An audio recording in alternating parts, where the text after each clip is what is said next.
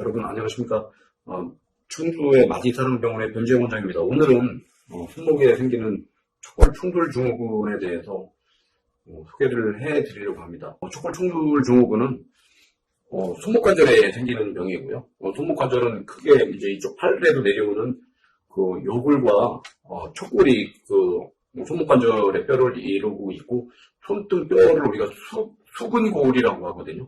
그래서 손목 관절에 있는 그 요골과 촉골과 수근 그 관절에 있는 수근골에 의해서 생기는 병이 그 촉골 충돌 증후군이 되겠는데, 지금 그림을 잠깐 보시면은 지금 이제 모식도를 보시면은 바깥쪽에 있는 그 뼈가 촉골이 되겠죠. 지금 모식도에서 보시듯이 촉골에서 요골 그 관절면 쪽으로 삼각 섬유 연골이 이렇게 붙어서 그 무릎에 있는 바늘성 연골과 같은 기능을 해줍니다. 쉽게 해서 이 삼각 섬유 연골의 그 기능은 충격을 흡수하는 스프링 같은 역할, 우리가 이제 덤블링 효과, 트럼블링 효과라고 하는데, 손목 관절에 그 충격을 흡수하는 역할을 하는데, 이 삼각 섬유 연골에 그 손상이 오거나 이걸 인해서 관절에 그 염이 왔을 때 생기는 모든 병들을 촉골 충돌 증후군이라고 하게 되겠습니다. 지금 그림에서 보시는 그 사진은 손목의 그 실제 그 해부한 사진이 되겠고요.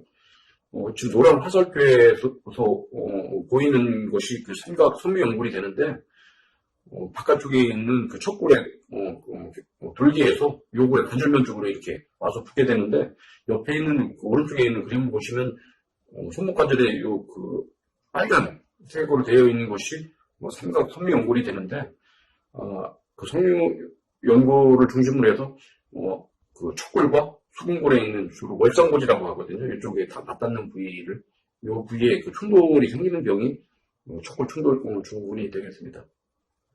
보통 촉골 충돌 증후군이 생기게 되면은 증상이 이제 특징적인 증상들이 몇 개가 있는데, 주로 손목의 안쪽에 이쪽 그 5번째 손가락 있는 쪽에 그 손목에 그 통증이 오는데, 주로 이런 통증은 손목을 많이 그 사용을 하거나 비틀리는 일을 하거나 아니면 이게 손바닥으로 바닥을 짚거나 그런 상황에서 그 통증이 오게 되는데, 이런 통증은 주로 그 손목의 통증 이외에도 팔이나 손가락 쪽으로도 그 통증이 전이감을 그 포함을 해서 통증이 같이 생길 수가 있게 되는데, 주로 손목을 젖히거나 이게 병을 따거나 여자분들 같은 경우에는 빨래를 짜거나 이제 비틀거나 하는 그런 그 동작일 때 이런 그 통증들이 심해진다고 하고요. 그거 이외에도 보통 이제 젓가락질을 하게 되면 손목이 이렇게 아래쪽으로 구부러지지 않습니까? 이런 그 동작이 있을 때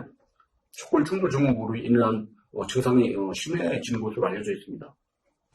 사실 대부분의 그 촉골 충돌 증후군은 요골과 촉골의 그 뼈 높이가 안 맞으면서 생기는 것이 그 주 원인이 되는데, 그림에서 보시면은 우측에 있는 그림을 보시면은 노란 선의 그 촉골과 그 요골의 높이가 같지 않습니까? 아니면 약간 촉골이 낮은 경우가 오히려 이런 그 병이 없는 경우가 많지만, 상대적으로 좌측에 보시는 그 엑스레이 같이 요골에 비해서 촉골이 상대적으로 높이가 높게 되면은 촉골하고 그 수근골 간의 간격이 좁아지면서 그 사이에는 삼각 섬유 연골이 충돌이 되고 닳게 되겠고 파열이 되겠고, 그러면서 관절 연골이 손상이 오면서 관절염이 오게 되거든요. 이렇게 뼈 높이가 촉골이 요골에 비해서 높다면은 쉽게 엑스레이 가지고도 어느 정도 그 진단을 내릴 수가 있고, 증상이 있는 분들 같은 경우에는 저희 병원 같은 경우에는 MRA 검사를 해서 진단을 쉽게 할 수가 있는데, 정상적인 경우에는 손목에 조영제를 넣고 찍는 그 MRA에서 삼각 섬유 연골 사이에 그 상태가 건강하다면은 조영제가 새 들어가지 않는데, 만약에 삼각 섬유 연골에 손상이 있어서 그 파열이 있다면은 요골과 촉골 사이에 지금 원안에 그 보시는 바와 같이 하얗게 조영제가 새 들어가는 걸 볼 수가 있거든요. 거기에 동반이 돼서 월상골과 같은 뼈 관절에도 그 손상이 되면서 약간 검게 보이는 그 시그널 체인지가 오면서 관절염 소견이 있게 되면은 MRA를 통해서도 쉽게 진단이 되겠습니다. 보통 이렇게 촉골 충돌 증후군이 오게 되면은 관절 안에 생기는 그 문제들이 몇 가지가 있는데, 지금 영상을 잠깐 보여드릴게요. 지금 좌측에 보시는 영상이, 손목관절에서 소근골에 월상골과 그 주상골 관절 사이에 있는 연골판이 파열이 되거나 인대가 파열이 되면서 손상이 이렇게 올 수가 있고요. 우측에 보시는 영상에서는 월상골에 뼈를 싸고 있는 연골이 너덜거리게 손상이 되어 있는 것을 실제 확인할 수가 있고, 대부분의 척골 충돌 증후군의 이런 통증의 원인은 이런 두 가지 원인 때문에 생긴다고 이해하시면 될 것 같습니다. 일반적인 치료 방법들은 초기에는 이런 진단이 내려지게 되면은 비수술적인 치료를 시행을 하게 되겠고요. 초기에는 저희 병원 같은 경우에는 염증을 초음파로 확인하고 증식 치료와 같은 통증 치료를 할 수가 있고, 그거 이외에도 체외 충격파를 이용한 통증 치료나 아니면은 우측에 그림에서 보는 바와 같이 손목의 안정성을 확보해 줄 수 있는 밴드가 있거든요. 우리가 일반적으로 알고 있는 손목 보호대하고 좀 다른 게, 일반 손목 보호대는 전반적으로 이게 압박이 되기 때문에 저리고 붓고 그런 문제가 있지만은, 이런 손목 보호대 같은 경우에는 양옆에 뼈만을 잡아주기 때문에 뼈의 안정성은 유지가 되면서 저림감이나 붓는 것은 어느 정도 예방이 될 수 있는 이런 보호대를 이용해서도 비수술적인 치료를 할 수가 있습니다. 이런 치료에도 효과가 없다면은 수술적인 치료를 고려해야 되는데, 사실 이 척골 충돌 증후군 자체가 흔하지도 않은 병이지만 수술적인 치료가 그렇게 잘 안 되는 분야기도 한데, 그 이유는 뭐냐면, 첫째, 이제 수술하는 것이 일반적인 코 관절 수술보다는 조금 난이도가 좀 높고, 손목 관절 같은 경우에 관절경 수술과 같은 염증을 제거할 수 있는 수술들이 보편화가 안 되어 있기 때문에 그런데, 크게 두 가지 원칙을 따라야 된다고 저희들은 보고 있습니다. 첫째는 척골이 요골에 비해서 상대적으로 높이가 이게 높다고 말씀드렸지 않습니까? 이 높아져 있는 척골을 요골의 높이에 맞추거나 약간 낮게 뼈를 잘라서 이렇게 짧게 해주는 척골 단축술이 첫째 시행이 되고요.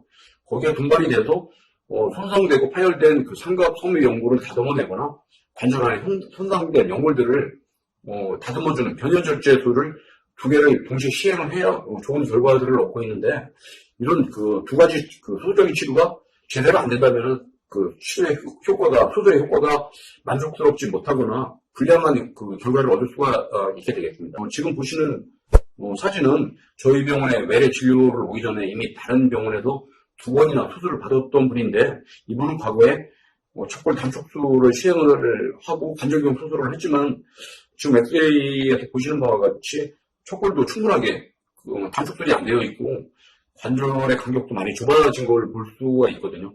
그래서 이분은 척골 단축술도 불완전하고 아마 관절경 수술도 충분히 제대로 안 됐다고 판단이 되는데, 이렇게 된다면 이제 일상생활에 후유증이 남게 되기 때문에, 사실 척골 충돌 증후군은 수술적인 치료를 할 때 좀 주의가 요구하고 전문적인 경험과 지식이 필요한 분야가 되겠습니다. 잠깐 저희 병원에서 치료했던 예를 몇 가지 좀 보여드리려고 하는데요.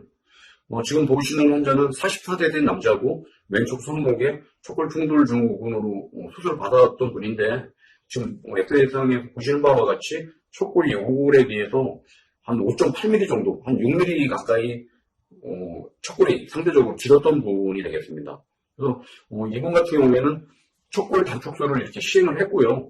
지금에서 보시는 바와 같이 한 6mm 정도 뼈를 잘라서 단축술을 했는데, 이 척골 단축술이 그렇게 쉽지는 않은 수술인 것이, 뼈를 자르고 쇠판을 내가 고정을 해야 되는데, 뼈가 균일하게 잘리지 않으면은 쇠판에도 공간이 뜰 수가 있게 되는데, 지금 그림에서 보시는 바와 같이 빈틈이 없게 뼈를 자른 후에 쇠판을 대야 되는 것이 기술적인 경험이 필요한 수술이 되겠습니다. 이렇게 수술이 된다면 잘 된 것이고요. 거기에 동반돼서 저희 병원에서는 손목관절의 염증이나 손상된 연골을 해결하기 위해서 관절경 수술을 하고 있고, 지금 보시는 것은 손목관절의 관절경을 이용해서 손상되고 염증 있는 조직들을 다듬어내는 그런 수술을 보고 계십니다. 지금 보시는 영상은 삼각 섬유 연골이 파열이 돼서 이렇게 구멍이 뚫려 있는 것을 볼 수가 있는데, 이분 같은 경우에는 사실 조금 수술을 좀 예측했으면 하는 좀 아쉬움도 남는 것이, 삼각 섬유 연골의 파열에 동반이 돼서 이미 반대편에 있는 월상골에도 관절염이 있기 때문에 후유증이 남을 수도 있을 만한 환자였었지만, 지금 보시는 사진은 수술 전과 후의 엑스레이 사진이 되겠고, 마지막에 우측 사진은 내구정물, 쇠판을 제거한 사진이 되는데, 높이도 충분히 낮아져 있어서, 이 환자는 통증이 남을 만한 환자임에도 불구하고, 환자가 큰 불편감 없이 일상생활에 복귀하는 분이 되겠습니다. 이분은 상당히 치료 결과가 좋았던 분이고요. 한 가지 더 보여드릴 텐데요. 이분은 33세 된 남자인데, 이분도 과거에 척골 충돌 증후군으로 타병원에서 수술을 했던 분입니다. 아마 다른 병원에서는 관절경을 통해서 손상을 다듬어내고 무슨 봉합을 한 것 같은데, 저희가 수술을 할 때 우측 동영상에도 보시면은 실이 관절 아래에 놓여있는 것을 볼 수가 있거든요. 사실 저 개인적으로는 손목 관절에 특히 이런 척골 충돌 증후군인 경우에는 봉합을 하는 것을 선호하지 않는 것이, 과거에 저도 이제 봉합을 하려는 시도를 주니어 때는 했었지만, 손목 같은 경우에는 이런 무릎이나 이런 어깨같이 봉합의 결과가 아주 뛰어나지 않더라고요. 그래서 요즘에는 가능하면은 척골 단축을 충분히 시키고 염증을 제거하는 게 가장 좋은 치료 방법이라고 판단이 돼서, 이분 같은 경우에는 저희가 재수술을 권해드렸고요. 그래서 좌측에는 수술하기 전에 요거에 비해서 척골이 상대적으로 길이가 긴 것을 볼 수가 있고요. 오른쪽은 척골 단축술을 통해서 충분하게 높이를 낮춰서 이쪽 척골의 충돌을 예방할 수 있게 했던 그런 예가 되겠습니다. 오늘은 손목에 생기는 척골 충돌 증후군에 대해서 발생 원인과 비선적인 치료, 그다음에 저희 병원에서 하고 있는 소설적인 치료에 대해서 말씀을 드렸고요.